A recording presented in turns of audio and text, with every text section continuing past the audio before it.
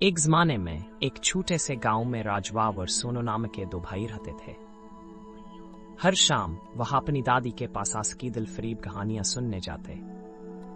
एक दिन जब सूरज गरूब हो रहा था और आसमान नारंगी हो गया, राजवाव और सोनू ने अपनी दादी से कहा कहानी एक नई कहानी सुनाई। दादी ने अपनी आंखों में चमक के साथ कहा, आज मैं आपको आम के जादुई दरख्त की कहानी सुनाऊं। राजू और सोनू बेताबी से सुनने बैठ गए। दादी ने कहा, एक जमाने में इसी गांव के किनारे एक छोटे से बाग में आमों का एक जादुई दरख्त था। उसके आम इतने मीठे और लजीज थे कि जो भी उनको खाता वो हमेशा खुश रहता और उसकी तमाम परेशानियां दूर हो जाती। ये कैसा जादू था दादी? राजू ने जस्टिस से पूछा।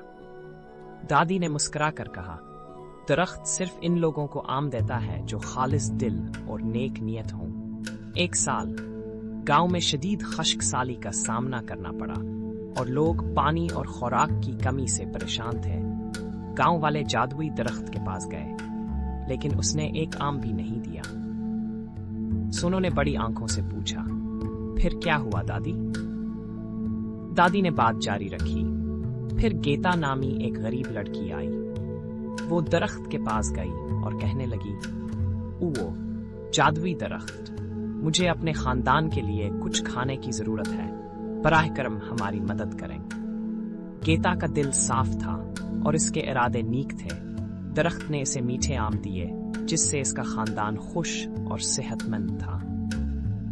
क्या इसके बाद दरख्त ने सबको आम दिए? राजू ने पूछा।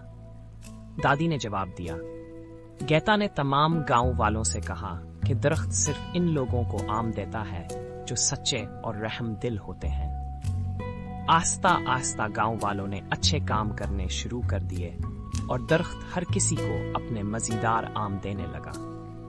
राजू और सोनू ने खुशी से कहा, हम भी अच्छे काम करेंगे ताकि जादुई आम खा सकें। दादी ने कहा, हाँ बच्चों, हमें हमेशा सच्चे और मेहरबान रहना चाहिए। यही इस कहानी का सबक है।